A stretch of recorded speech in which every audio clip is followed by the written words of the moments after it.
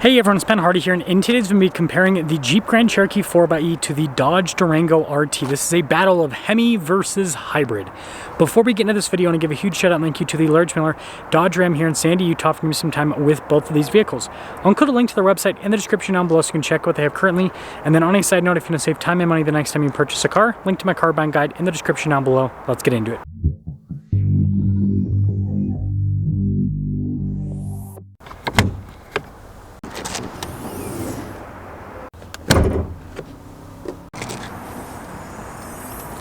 So powering the Grand Cherokee is a turbocharged 2-liter 4-cylinder paired to an 8-speed automatic transmission and a hybrid system. The MPGe rating is 56, with the MPG rating being 23, and then there's 26 miles of electric driving range. Now, if you're wondering what the MPG rating is, without any hybrid assist whatsoever, and then it puts out 375 horsepower and then 470 pound-feet of torque. Under the hood of the Durango is a naturally aspirated 5.7-liter Hemi V8 that goes through an 8-speed automatic transmission. Fuel economy is 14 around town and then 22 on the highway, with power outputs being 360 horsepower and about 390 pound-feet of torque. Now, before we move forward with this review, I do want to mention, if you want to see more videos just like this, then I recommend you subscribe because I post content every single day. Now, this is mostly a powertrain comparison, so we're going to get to the driving pretty quickly, but I do want to mention some interesting details. So because this is powered by a turbo 4-cylinder, you can see that the front end is very closed off. Obviously, you've got a lot of grill action happening, but a lot of it is not functional in the sense of there's no air that actually flows through it. Whereas with the Durango, you can see that it's very open, and that makes sense, right? It's got a much larger engine, so you're gonna need more airflow to feed that engine. So it's just an interesting kind of like design difference between both of the vehicles from that perspective. But anyways, before we get into the driving, this is a Jeep Grand Cherokee 4xE Anniversary Edition, which is basically a loaded up Grand Cherokee inside. It's kind of like a limited interior, if that makes sense. But with the 4xE and the anniversary package, that brings the total MSRP to $66,575 with this one. And yeah, I mean, for a Grand Cherokee, everything blacked out and everything, I think it's a really good looking vehicle. Whereas on this Durango, this is an RT Tow and Go, which basically fully loaded interior. So I guess I would say similar interior quality to what you have over there in the Jeep, similar features and everything. But $67,750 is the total MSRP on this Durango. Now, one thing to note is the Durango is a 3-row SUV, whereas this is a regular Grand Cherokee. It's not an L, so that's a 2-row SUV. So the Durango, I guess, like just dollar to dollar, seems like a slightly better value because you're getting 3 rows and similar features and about the same amount of money. Anyways, let's take them out, drive them, and see how they perform different from each other.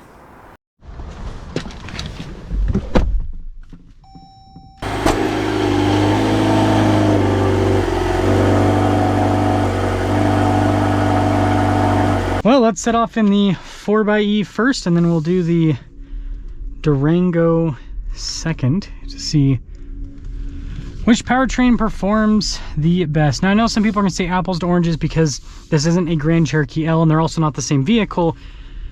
But, I mean, they're both, Stellantis product and very similar, right? So I think it's pretty fair. And also, I mean, you got to imagine a lot of people would be going into a, Dodge Ram Jeep Chrysler dealership and they'd see a Durango and they'd see a Grand Cherokee, and they're going to debate between both of them. They're going to debate which powertrain they should buy out of both of them. So, yeah, it is what it is. So, with that being said, it's in the EV mode right now, smooth.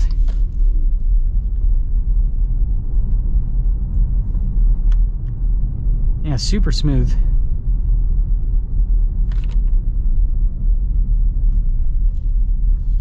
And yeah, it's quiet. It's a quiet experience. So it's nice. And I'd say overall the powertrain performs, I mean, at least, so far it seems like it performs pretty well. I'm trying to turn this off because it is hot. We're going to do ventilated seat. Yeah, so when you do have, charge from the battery, it does have a nice, what I would call luxury experience, where it's just a smooth drive. And the powertrain, yeah, seems to Seems to do well.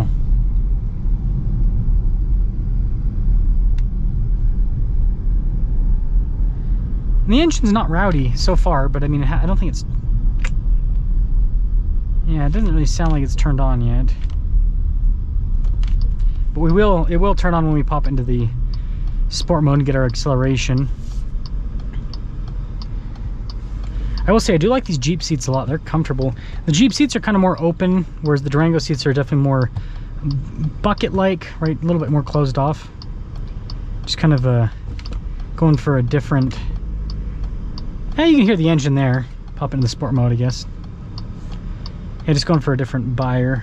I do like this interior design. I think it looks pretty cool overall. Pretty nice material use. It does feel like pretty tight with the fit and finish. Like this stuff's gonna last quite a bit of time. Dodge Journey. I remember selling those back in the day. Okay. Wow, good torque. It's quick. It's definitely quick.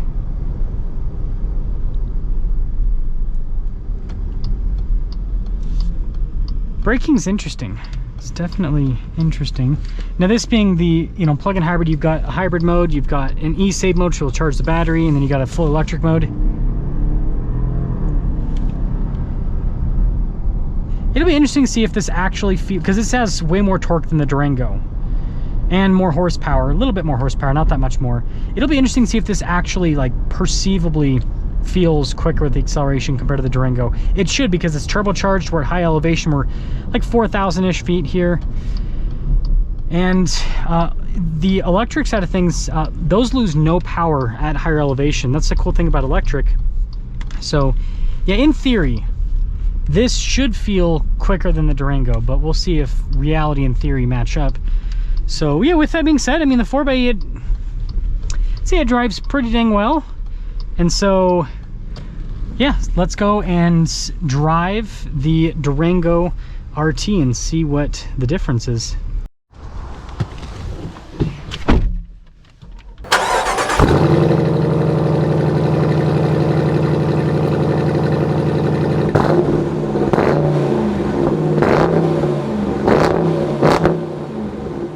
Well, let's set off on the Durango, and I think you guys can probably tell from the exhaust clip, it sounds a heck of a lot better than the 4xe with its puny 2-liter turbo. I mean, you could literally, just in terms of displacement, this is almost 6 times the or not 6, I can't do math, 3 times. Because if you did 2 times 3, then it'd be a 6-liter. Anyways, 3 times the displacement. Looks like we got Mr. Justin over there. But anyways, so seat comfort is actually not as good in this as it was in the Jeep. I don't know what this VW is doing. Oh, they're waiting for the GMC. Anyways, it's definitely, like I said, sportier, and the suspension's sportier too. Boy, oh boy, does that sound a lot better though. That is a much cleaner sound, if you ask me. Not as luxurious though, right? Not as quiet. But I'm okay if the silence is broken with the sound of a Hemi V8, especially one with the Tow and Go package. The Tow and Go package gives this a louder exhaust, and it's a pleasant experience. It is definitely a pleasant experience if you ask me. But outside of that, I think I like this interior more. It shows there's still like plastic parts on this, but I feel like they've done a better job with covering up like the higher end trim, the higher up trim. More of it is soft touch than the Jeep, it seems like, and so you don't notice the plastic as much as you do in the Jeep. In the Jeep, you can tell like parts are plopped onto the plastic, whereas this, it seems like they covered up a little bit better. But it's very similar material use, overall. Yeah, definitely not as comfortable with the ride, but it's not uncomfortable. It's just a sportier experience, and you can even feel it with the steering too. All these people are gonna run. They're running across the street. So again, we'll pop into the sport mode just like the Jeep. Ah, that Hemi. You gotta love that Hemi. So you don't get